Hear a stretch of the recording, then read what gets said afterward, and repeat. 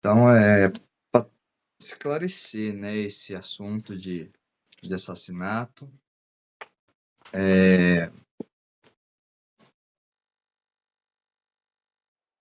para nós, nem Noah, é um assunto faz parte da nosso código de leis, né? Mas é um assunto que a gente é quase que na nossa natureza já seria impensável, né? Mas existem certas ramificações dessa lei que são realmente interessantes, né? É,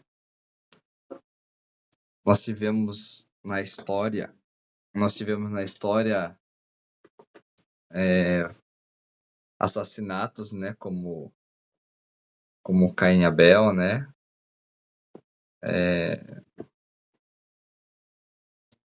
Meio que essas histórias já estão quase que enraizadas em nós, né, Baruch Hashem. Mas, querendo ou não, meu primeiro assassinato da história, né? Logo no início ali, praticamente, da história humana, né? Já houve ali um assassinato, né? A Torá, ela relata que Caim era o primogênito de Adão, né? De Adão e Havá, né? E matou seu próprio irmão. Isso fica em Bereshit 4:10. E lá diz assim: após Caim haver assassinado Havel, Deus diz a Caim: o que você fez? As voz do sangue de seu irmão está gritando a mim da terra. O assassinato, ele não é cobrado somente da pessoa que tira a vida do outro, e sim será contado também por todos os descendentes que a pessoa teria, que foi assassinada. Quando Caim ele mata Hevel, a Torá expressa os sangues no plural. Os sangues de seu irmão estão gritando. A Torá ela traz a expressão os sangues no plural ao invés de o sangue no singular, pois está se referindo ao sangue dele e também de todos os futuros descendentes que ele teria. Esse é um dos motivos pelo qual, no princípio, somente um homem foi criado, para nos ensinar dessa forma que matar uma única pessoa é como destruir o mundo todo, e o contrário também é verdadeiro. Ou seja, manter ou salvar uma única pessoa é como se estivesse salvado o mundo inteiro. O Talmud traz sobre esse tema. A alma de uma pessoa assassinada suplica a Deus para vingar-se do assassino, e ele atende a súplica. Isso está no Midrash, e é uma curiosidade importante, né? Ou seja, a Shem atende a súplica dessa vítima, dessa aflição que ela teve em vida.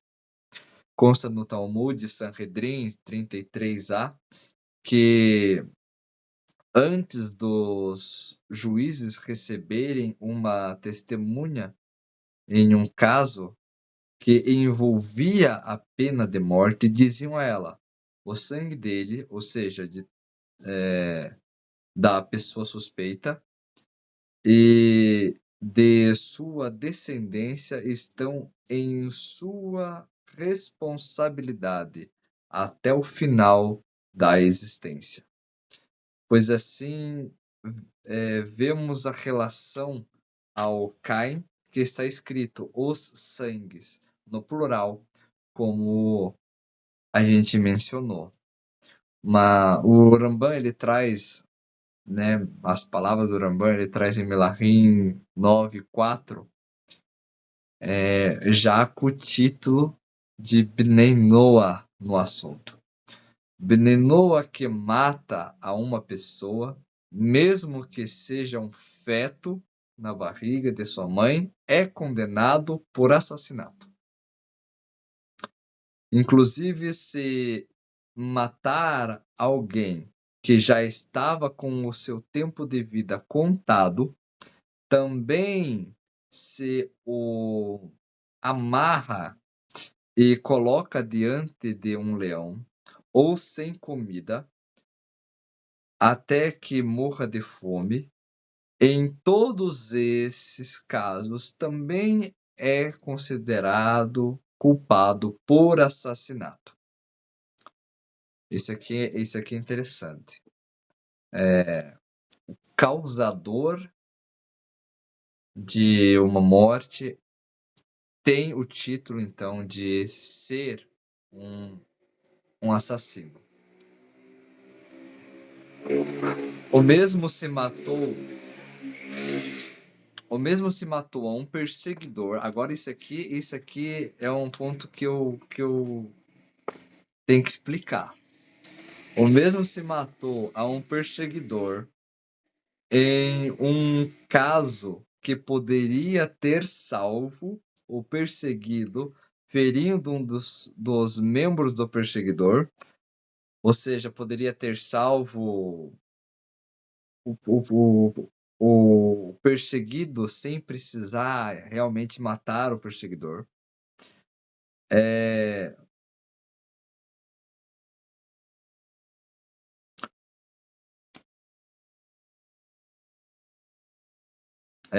Exatamente. Se você teve a oportunidade de não matar o perseguidor e salvar o perseguido, você tem a obrigação de salvar o perseguido. Mas se você chegou a matar o perseguidor e não tinha ali como que eu vou dizer assim, a necessidade de ter matado, é considerado também assassinato.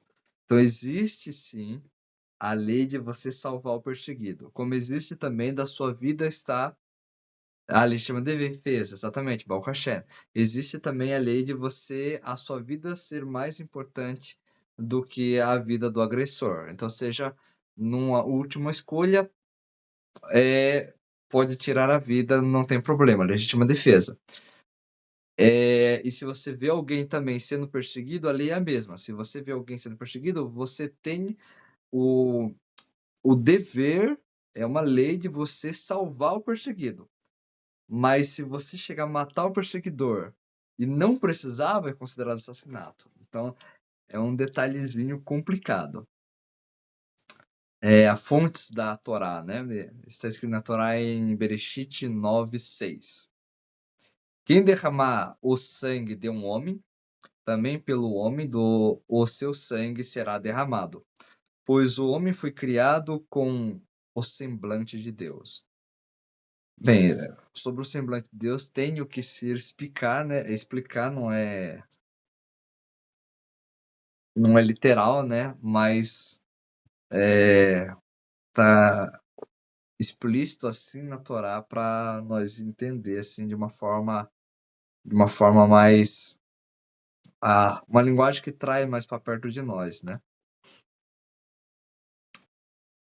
Existe também na Torá um versículo depois em Bereshit 9:7. Deus criou o mundo e ordenou: frutifiquem-se e multipliquem-se. Deus também ordenou a não destruir a criação. Assim nós aprendemos em Bereshit 2:15, onde está escrito assim: Deus pegou o homem e colocou no jardim para cultivá-lo e cuidar. Vemos a vontade do Criador que as pessoas se proliferam e vivam em um mundo bom, cultivado e cuidado pelo ser humano. Portanto, aquele que assassina a outra pessoa está fazendo o oposto da vontade do Criador, diminuindo o número de pessoas, destruindo o mundo, estragando a qualidade de vida, estragando a própria espiritualidade, a própria face divina no mundo, diminuindo a face de Deus no mundo. Benoa, o Rambam ele traz assim, o Benoa que matou uma pessoa, mesmo que seja um feto na barriga da mãe, é condenado por assassinato.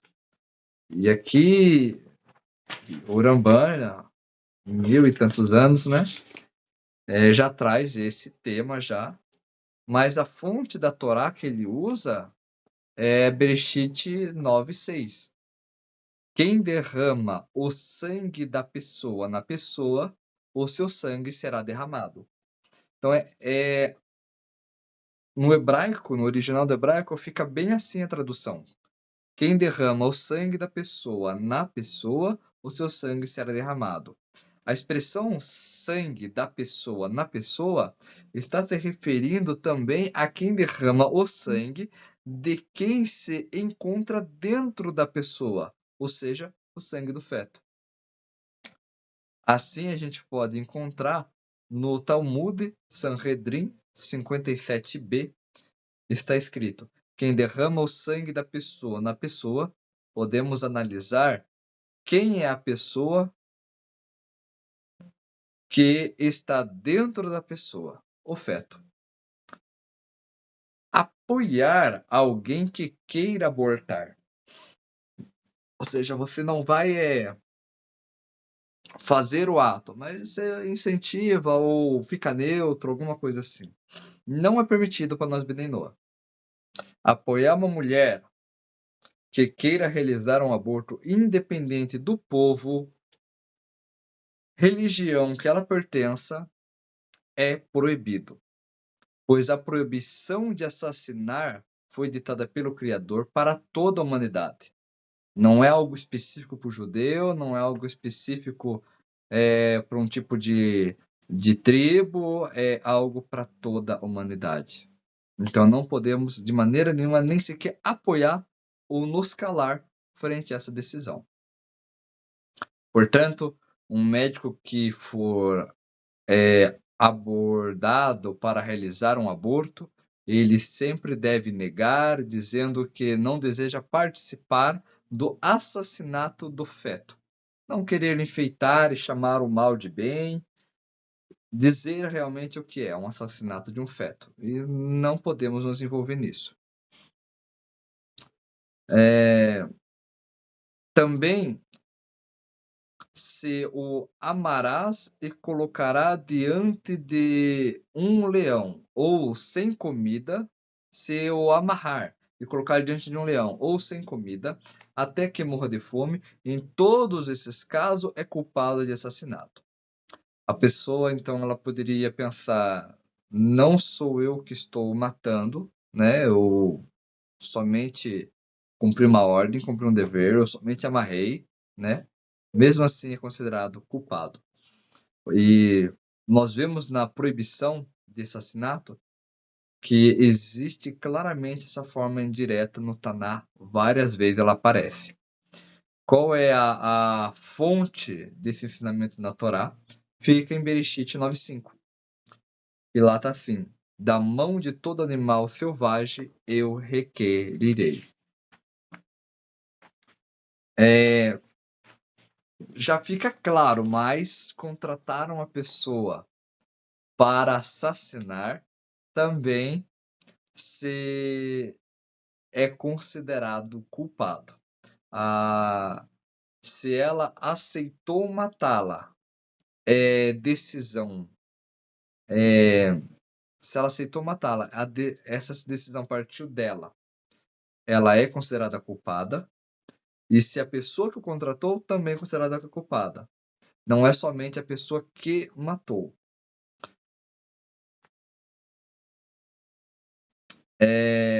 da mão de todo homem, para incluir todas as pessoas, né? Para incluir a pessoa que mata, uma a outra através de um intermediário. Então a Torá ela já sustenta isso aqui também. Suicídio. Suicídio é um caso delicado, é um caso complicado e que de maneira nenhuma a gente pode generalizá-lo. O suicídio é um caso que não se pode generalizar. Eu vou tentar explicar ele aqui de uma forma simples, mas na verdade é algo que sempre tem que ser investigado caso a caso, tá bom? Já de antemão falando. Tirar a vida de si próprio, obviamente, é proibido. A fonte na Torá está escrito na Torá em Bereshit 9:5: o sangue de tuas almas requerirei. Assim diz Deus, apesar de eu ter permitido tirar a vida do animal, o sangue de tua alma, ou seja, de quem tira a própria vida, requerirei. Então a gente pode ver isso no Urash, em Bereshit 9:5. O Rambam, em Leis Hotseach 2:2, compara o suicídio com o assassinato. Como entender essa colocação do Rambam? A vida é dele, porque ele não pode se matar. A quem de verdade a pessoa estaria prejudicando ao fazer isso? O homem foi criado com o semblante de Deus. Homem, mulher. Portanto, assim como através do assassinato de uma outra pessoa diminui a imagem do semblante no mundo, da mesma forma o faz trazer o suicídio.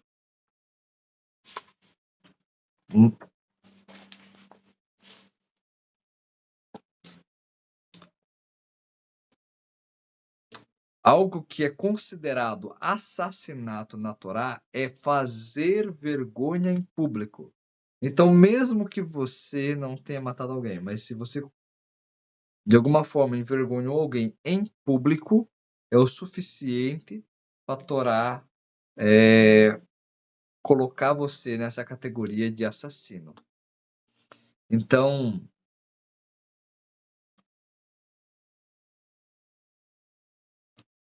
é como se você estivesse desprezando o semblante de Deus que se encontra naquela pessoa. A alma da própria pessoa foi colocada no mundo pelo Criador. Assim como ela não tem o direito de tirar a alma do próximo, da mesma forma, não tem o direito de tirar a própria alma. Os sábios eles ensinam uma pessoa que se suicida, ela não recebe uma porção no mundo vindouro. Nisso a gente pode encontrar em Yavetz, em nome da Sofeta, ver em Tifirei, Israel, Sanhedrin 10:2. Está escrito nos profetas, em Hizquiel 32:27. Estarão os seus pecados sobre os seus ossos.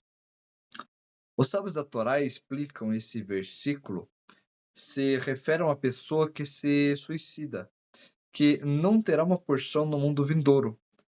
Isso está em Maharit Ketuvot 103b. A gente sabe que a ressurreição dos mortos, ou seja, a forma de nós chegarmos no mundo vindouro, ela depende dos nossos ossos. E a Shem sempre preserva alguma coisa para a ressurreição. Existem problemas com isso, se a pessoa crema, então ela precisa reencarnar. Eu não vou entrar, não é o foco hoje, mas quando o profeta diz que o pecado fica nos ossos da pessoa, então dessa forma ele não consegue mais ressuscitar. E dessa forma, com esse pecado, com essa verá ali naquele osso dele, então ele não consegue receber a ordem da ressurreição e ele não pode ter o mundo vindouro.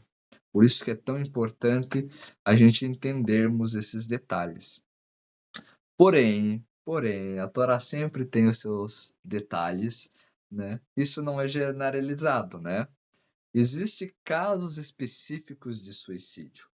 Existem casos que o ato de tirar a própria vida não é considerado transgressão. Também existem situações onde é digno fazê-lo. Então vamos entender isso aqui. É por isso que eu falei, é complicado.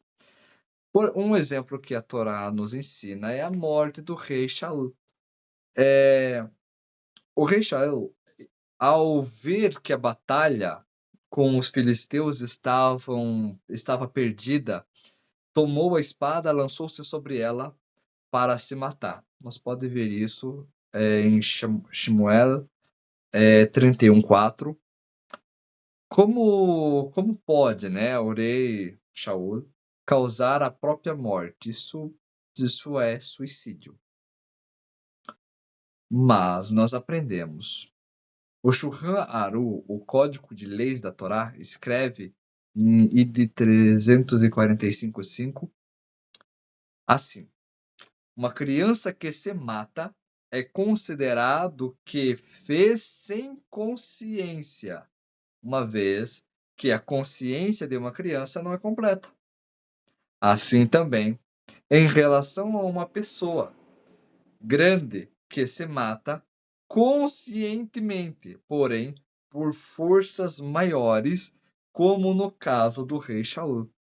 Não é privado dele nada em absoluto. Quer dizer que ele recebe o mundo vindouro e de maneira nenhuma isso é contado como uma verá, como uma transgressão, um desvio. O rei Shaul se matou ao ver que seria torturado pelos inimigos. Portanto, a sua ação não é considerada suicídio. Ele não desejava perder a vida. Ele não desejava morrer.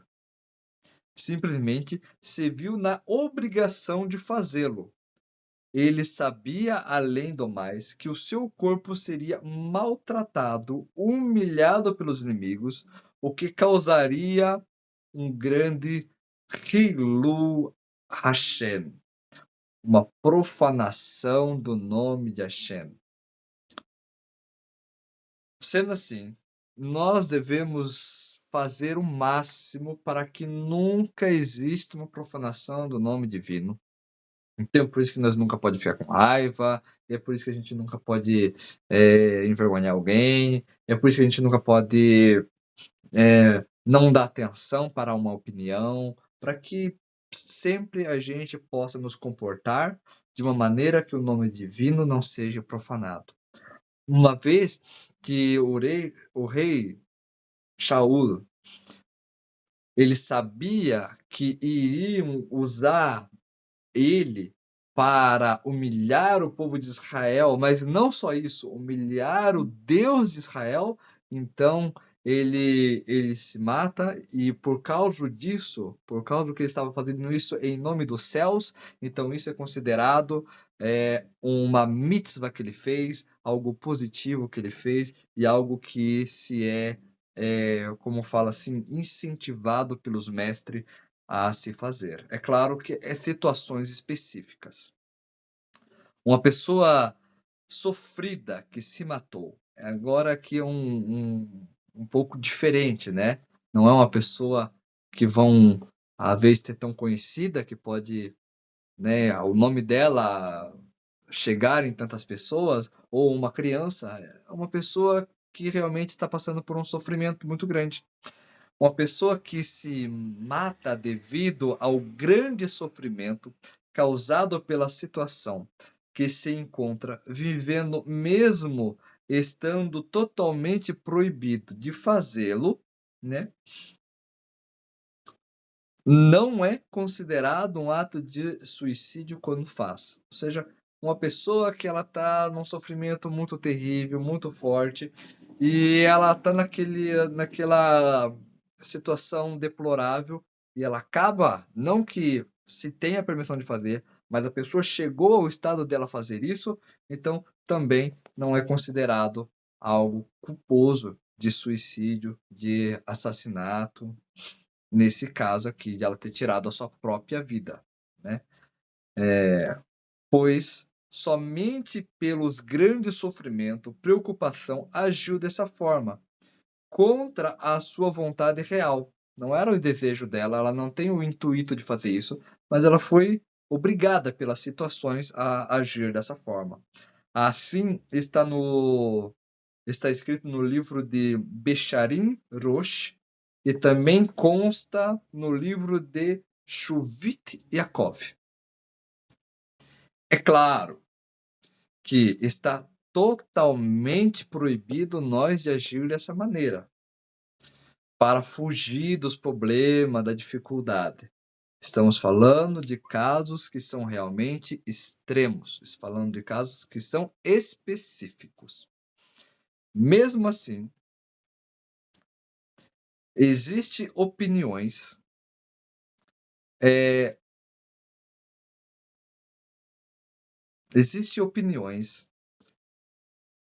que intitula suicida pessoas medindo esse grau, esse nível e a geração que se encontra. Ou seja, não se aplica nela as leis referente a pessoas que podem fazer essa ação de suicida, né?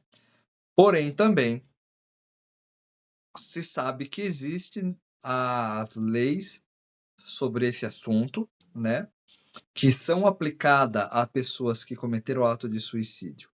E que se entende que aquela pessoa não teve outra escolha. Em relação ao seu enterro, luto e todos os trabalhos que são feitos assim, pois não é uma decisão totalmente lúcida devido aos sofrimentos que vivenciava. Porém, é extremamente importante a gente não utilizar desses exemplos para basear as nossas decisões.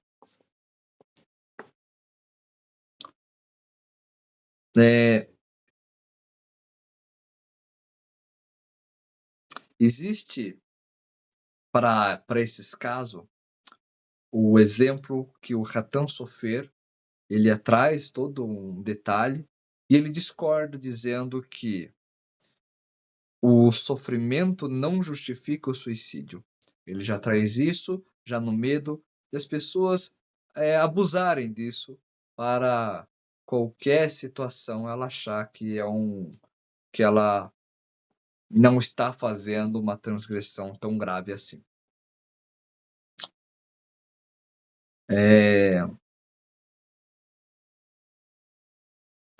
Inclusive é trazido no Pitirei Techuvá, Guide 345.3, esse tipo de caso. Bem, existe também o caso do suicídio de 400 crianças que foi registrado no Talmud, Guitim 57b.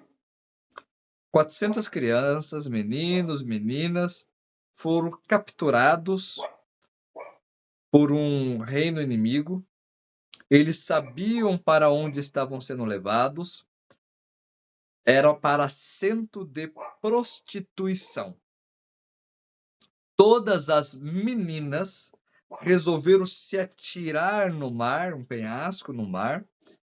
Preferiram a morte e logo os meninos se atiraram no mar também.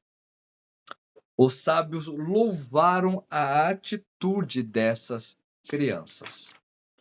Como pode louvar a atitude dessas crianças que cometeram suicídio?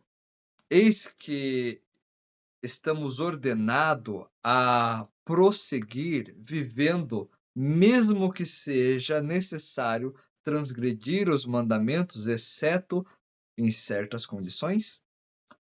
Em uma situação onde, através da morte, elevará o nome de Deus, santificará o nome de Deus, fortificando o coração das pessoas no cumprimento de seus mandamentos, está permitido entregar a vida. Isso está em Bet Yosef, também está em Beket Rabait, Id 157. Inclusive, é digno de fazê-lo, diz Tosafot em As 18a. Então, são casos extremos que existem. Aqui, nesse caso aqui das crianças, é o que é chamado de Martin, né? Aquele que são lembrados, e dessa forma, santificando o nome de Deus, por santificar o nome de Deus, então também é visto no Shammai, nos céus, como uma grande mitzvah, como uma, algo muito maravilhoso, algo muito bendito, né? E com todos os privilégios no mundo vindouro, de acordo com os méritos dessa mitzvah. Quando nós podemos considerar realmente que é um suicida? Nós já vimos vários casos do que não é, né? Quando nós vamos considerar que é? Somente podemos considerar uma pessoa que se matou como suicida quando ela afirmou previamente que iria se matar, por exemplo, em um momento de raiva, e logo depois é encontrada morta. Segundo certas opiniões, não basta a afirmação da pessoa. Sempre que ela não foi vista colocando em posição de suicídio, não poderemos considerá-la um suicida. Então, se ninguém viu ela numa posição suicida, se não existiu vestígio que poderia ser algo acidental, então sim é considerado um suicídio. Se alguém, então não, perdão, se alguém não viu ela fazendo uma posição suicida e não tem nenhum nada que possa demonstrar aquela ação que aconteceu ali como algo acidental, então não é vista como suicida, mesmo que ela tinha alguns minutos antes proferido essas palavras. Já se tem algum tipo de forma de a gente reconhecer aquela ação como uma ação suicida, não uma ação acidental, ou uma ação que aconteceu ali de alguma, como eu vou falar, não quero usar essa palavra para não dar um entendimento errado, mas algo que pode acontecer assim naturalmente, né? E ninguém. Então, se realmente transpareceu que foi um suicídio que aconteceu ali, ou se alguém realmente viu que ela estava numa posição suicida, então nesse ponto é considerado um suicida. Considerá-la um suicida. O Shulchan Aruch Yad 345, 2. Ver em Shach. Somente quando estiver claro que a pessoa se matou conscientemente, podendo considerá-la que se suicidou. Caso não esteja claro, não podemos não podemos não esteja claro que não deu realmente para saber o motivo da morte, portanto, é proibido considerá-la um suicida. Agora ficou interessante, né? É proibido considerá-la um suicida. Porém, de todas as maneiras, no mundo espiritual, ela será julgada segundo as motivações reais. Se teve algo que a gente não conseguiu ver, teve algo que a gente não conseguiu perceber, nós estamos proibidos de falar, nós estamos proibidos de fazer lashon hará, de falar mal, fazer maledicência, falar mal de alguém, né? Então, sendo assim, se não ficou algo que ficou realmente claro, então no Shammai ela resolve. Nós não precisa ficar fomentando aqui e existe essa proibição de considerá-la um suicida.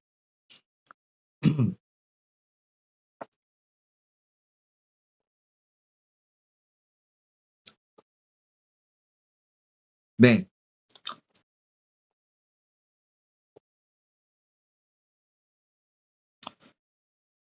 o assassinato será condenado por todos os descendentes que poderia gerar a pessoa assassinada. Da mesma maneira, pessoa que suicida estaria matando consigo todas as suas todo o seu potencial descendentes. E logicamente isso aqui também não é para ser trazido ou entendido apenas descendentes biológicos, mas descendentes de palavra de Torá, descendentes de amor gratuito, pessoas que teriam as suas vidas transformadas e que agora não terão mais. Porque você era. Shalom.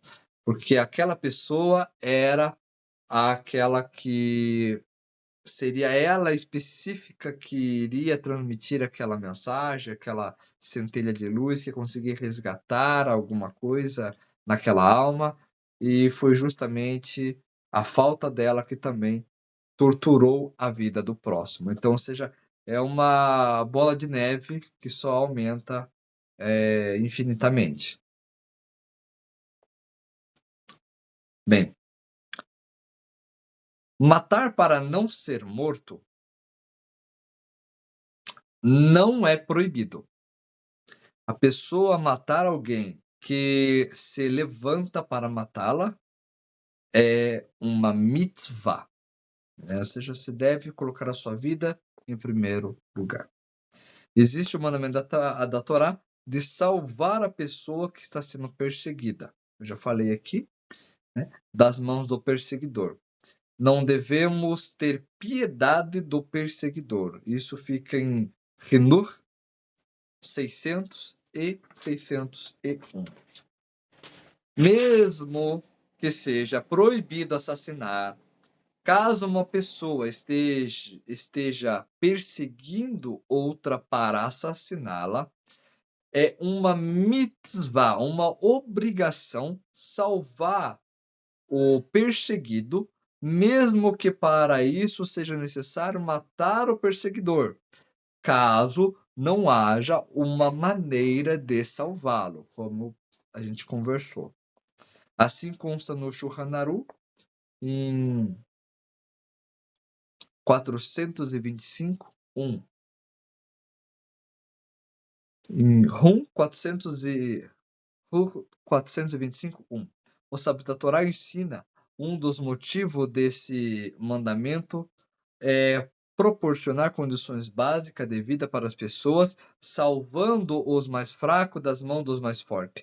Deus criou o mundo e deseja que se encontre em boas condições para os seus habitantes, pois dessa forma será possível nos dedicar para o cumprimento de seus mandamentos. Isso está lá em Renur. Bem, portanto, no caso de uma mulher que está dando à luz e o parto está pondo a vida em risco, está permitido tirar a vida do feto para salvar a vida de sua mãe. Pois nesse caso, o feto está agindo, mesmo que inconscientemente, como o perseguidor. Logo está permitido salvar o perseguido às custas da sua vida. Isso nós podemos encontrar pelo Rambam, Leis Hotsear 1:9. Então, porém, esta lei rege somente quando o feto, todavia, não retirou a cabeça ou a maior parte do corpo para fora de sua mãe. Pois, caso ao contrário, o feto já é considerado como uma pessoa independente, e assim como ele está pondo em risco a vida de sua mãe, da mesma forma, a sua mãe está pondo em risco a sua vida. Portanto, será proibido matar qualquer um deles. para salvar o outro. Isso fica em Mishnah, o Halot 76, Haru 425:2. É uma situação muito específica, né? Uma situação realmente muito específica, né? Que a Shem não permita, mas é assim que devemos proceder, né? De acordo com a vontade do Criador, à luz das palavras dos mestres. O mesmo. Isso também será considerado assassinato. Se matou um perseguidor em caso onde poderia salvá-lo, o perseguido, ferido, um dos membros do perseguidor, ou seja, poderia ter salvado o perseguido sem matar o perseguidor, né? Isso fica na fonte do Ramban Talmud 57a-b. Então, aqui a gente já aprende também, né, que isso se aplica mesmo ao feto.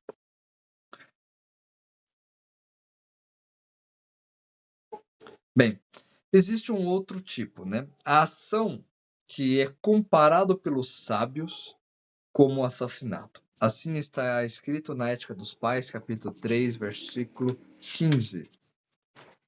Aquele que envergonha o seu companheiro em público não tem uma porção no mundo vindouro. Aquele que envergonha o seu companheiro em público está colocando o seu futuro espiritual em risco. Isso porque o valor de cada pessoa é estipulado de acordo com o quanto ela valoriza ao seu semelhante. Aquele que despreza ao extremo, também o valor é rebaixado ao extremo. Portanto, os sábios ensinam que aquele que envergonha ao seu semelhante em público perde a sua porção no mundo vindouro. Palavras final. Fica assim. Todos os países se importam com o tema de assassinato. Porém, existe uma grande diferença entre os critérios da proibição de um país e os critérios da Torá. Os países se preocupam com a ordem social de acordo com o que eles entendem que é o bem social.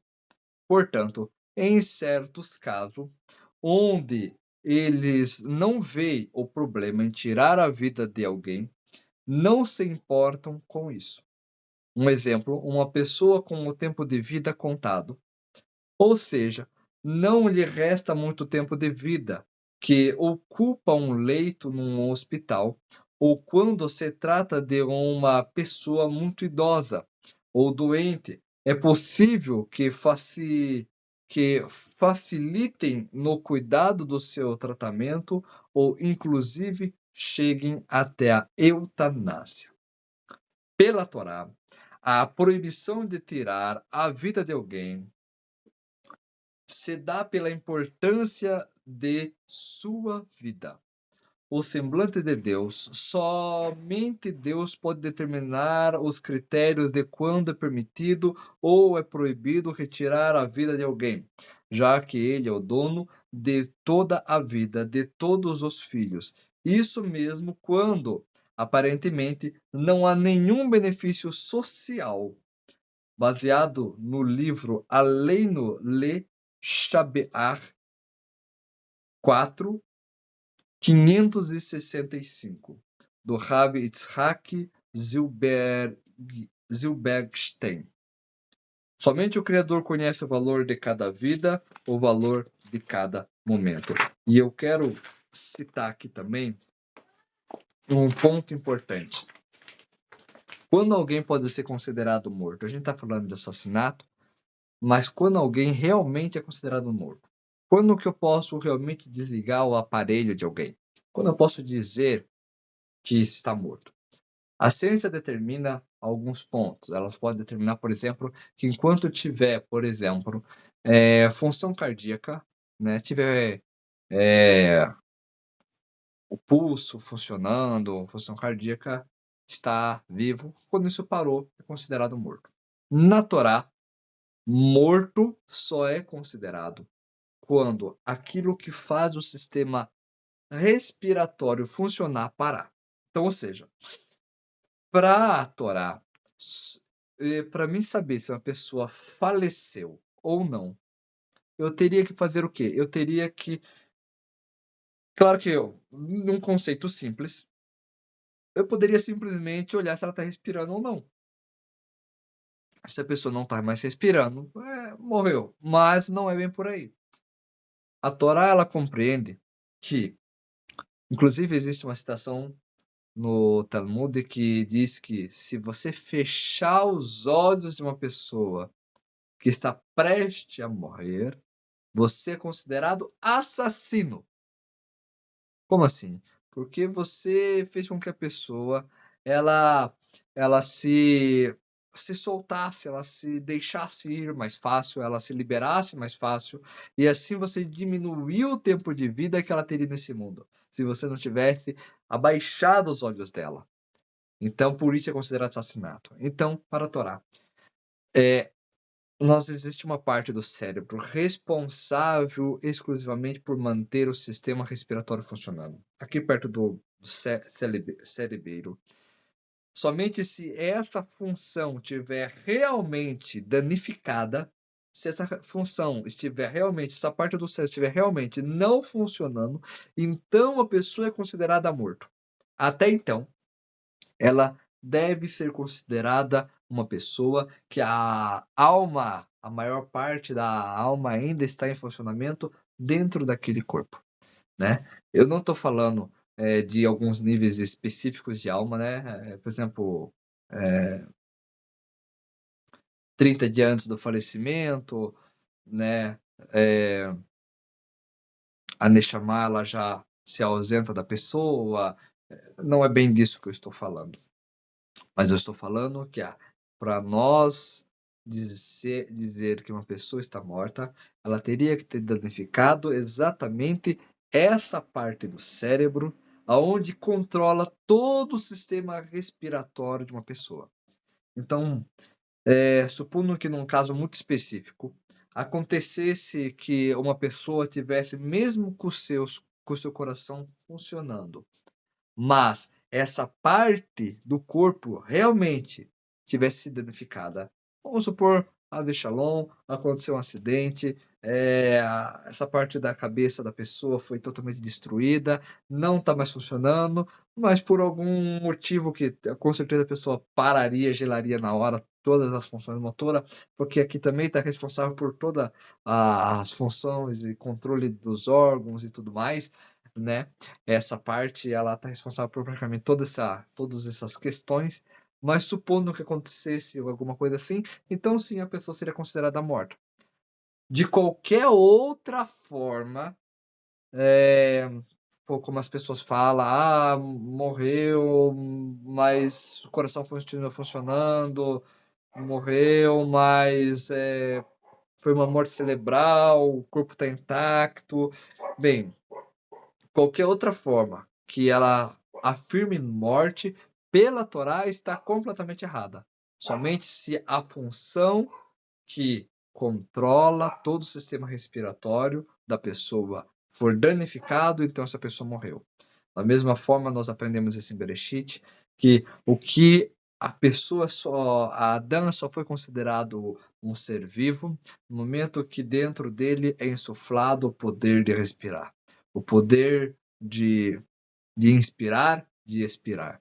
No momento que nós não temos mais a capacidade de inspirar e expirar, então, nesse momento, não que eu parei de inspirar ou expirar, mas quando o meu corpo não tem a capacidade de fazer funcionar os outros órgãos que faz eu inspirar e expirar, então pela Torá aquela pessoa foi considerada morta. Fora esse caso, não existe como considerar uma pessoa morta e não podemos abreviar isso de forma alguma, porque vai ser considerado assassinato, como diz na Torá, mesmo se você só tentar fechar os olhos de uma pessoa, é considerado assassinato. Bem, eu fico por aqui. Tem alguma coisa para acrescentar, para falar? Baal Hashem, Baal Hashem, Baal Hashem, Baal Hashem. Bem, então vou ficando por aqui, tá bom? Shalom, shalom e até o próximo encontro.